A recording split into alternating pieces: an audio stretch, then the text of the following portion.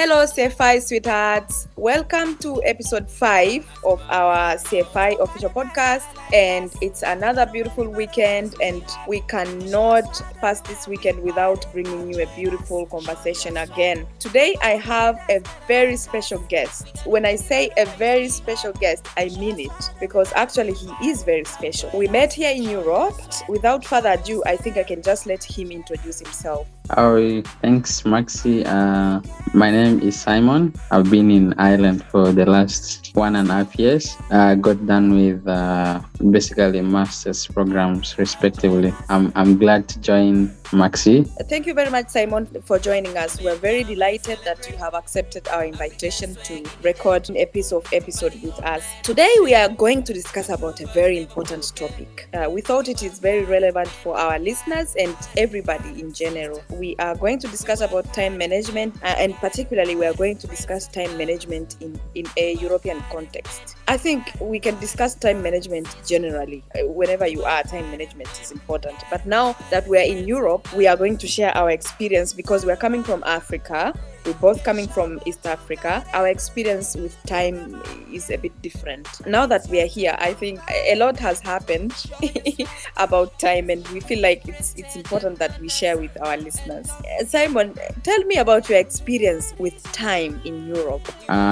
First and foremost, when I arrived here, already by coming in here, you are probably maybe 2 hours away from your home in terms of time, or sometimes in the year it can be about 3 hours. So my own experiences were that you must be on time. Like, you have an appointment to go somewhere, should you miss to be at the bus stop, for example, within the time that the bus is supposed to come, then you're definitely going to miss that very important appointment, and then that has cost implications on you as well. So oftentimes we have had to run after these buses, and by the time you reach the bus stop, you all feel sweaty. But again, it's just about planning correctly. Yeah, that's what I would say. I don't know, what has been your experience regarding the same? Thank you for returning that question to me, Simon, because this is very funny. My experience has been very awkward with time management in Europe, because I've been in a situation where I have to run for the bus after it has left me, by the way. I just have to chase it, just to make myself feel good, because in reality, even if you run after it, they're not going to wait for you. So it's your obligation, it's your responsibility to be on time. Also, I have missed a train several times because I was a little bit late. I was like only 1 minute late, but yeah, the train was already gone. I thank God that I've never missed a flight, because that would have been a very chaotic. But one day I almost missed my flight. I was going to Scotland. Yes, I remember last year I was going to Scotland to visit my friend Eva in the UK. And so I booked a flight, and I checked in on my phone and everything. So I passed security check on time. Everything was on time. But then, because the airport is so big and the gate numbers, where you're going to board your flight, was very far. I didn't realize that. But on the screen, it was showing that they are going to announce the gate number in 15 minutes to come. So I was on call with my mom. You can imagine that kind of a call. So I immersed myself in a call with my mom, and not realizing that the gate number has already announced like maybe 30 minutes ago, imagine. And then I just saw on the screen final call for my flight. When I checked on the Google map, I was away from the gate for like 15 minutes walk. So it means I had to run to divide the time by 2. So I was running in the airport like crazy. I was just like, oh, excuse me. People were pissed off because, obviously it's chaotic. I'm just running. Sometimes I have push people, and it's very uncomfortable when you find yourself in that situation. That has been my experience with time, and in particular with transport, and how serious it can get. So if we have to compare, for example, with the transport system here in Europe and in Africa in terms of time management, how would you describe it, Simon? Okay, thank you for the question. The transport system here is really very organized. That is one. And then secondly, everything is programmed, like you're doing everything on time. Like if you're going for an appointment, then it means it's motivated by time. Then as opposed to back home, like for example, where I come from in Uganda, we have the public transport, and the only difference is that for Ireland in particular, a bus can leave even if there are only 5 passengers on board. But then back in Uganda, the bus has to be to full capacity for it to take off. So which means it has implications as well on if you have kind of a program that you're chasing up to, So the flip side, is that if you miss your bus, and it means it affects on the next activity that you're maybe supposed to be doing. And at home, when you miss your bus, of course, it's the same thing, but like you won't feel it so much. Like you can cancel whatever you're up to. Yeah. So generally, it's a good system, but like it requires one to be very, very up to speed with all your programs, and yeah. Oh, I quite agree. Yeah, that's a very important point that you are raising there. What a comparison, Simon. The transport system in Europe is very convenient. Reliability here matters a lot in a way that, for example, if you have an interview in any city, let's say you have an interview in Galway or maybe Dublin, and maybe your interview is at 10 a.m. and maybe you take a bus and it's going to take maybe 2 hours or 1 hour and 30 minutes, it's going to be like that. Of course, there has been a situation of a traffic, but the traffic is not going to take more than 5 minutes. If at all it happens, there is a traffic. Or maybe it won't be more than 10 minutes. That's what I have experienced and I've seen. Maybe other people have different experiences, but this is mine. I'm talking about my own personal experience. So why did I say it's reliable? It's reliable because you are not potentially going to miss your interview because you are in public transport.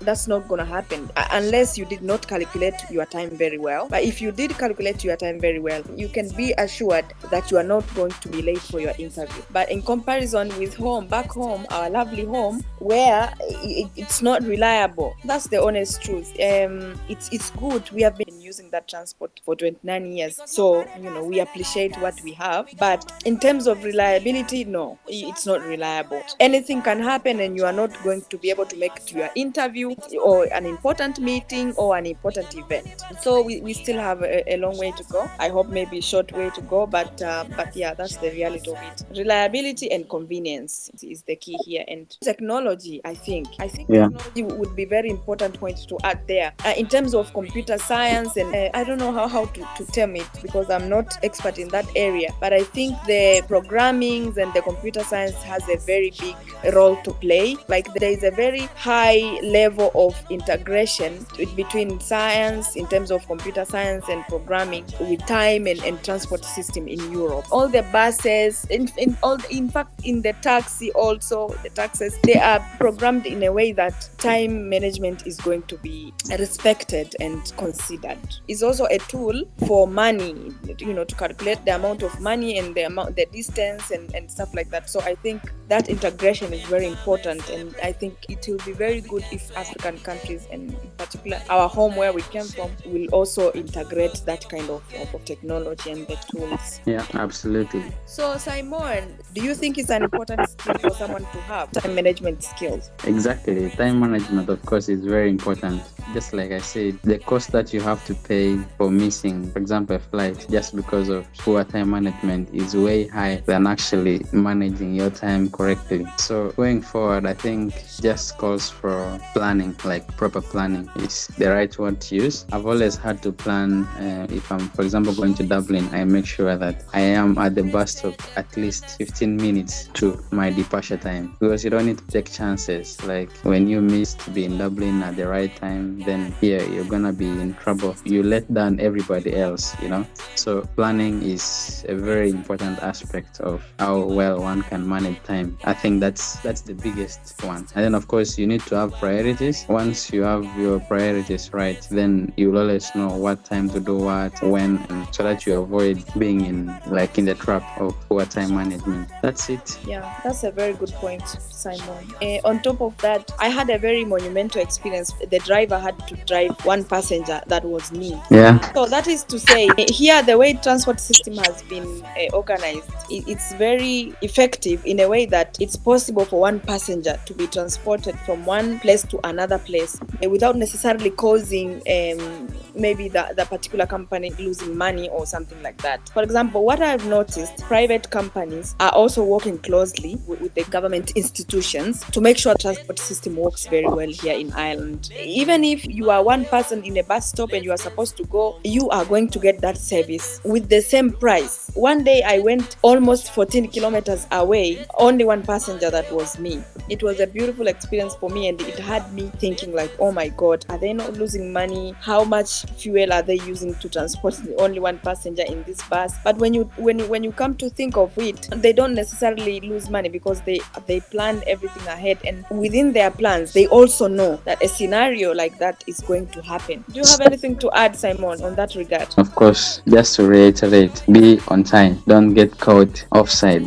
Yeah, be on time, don't get caught offside. Yeah, that's good. So thank you very much for everybody who has been subscribing to our YouTube channel. Thank you very much. We really appreciate. This is very important for you to subscribe because it means that you are supporting our mission and our vision, and we really appreciate you. So follow us on our YouTube channel, CFI Official Podcast, and also you can follow us on Instagram. We are also CFI Official Podcast. Otherwise, see you again next week for another episode. Bye bye. Bye bye. Ciao, ciao.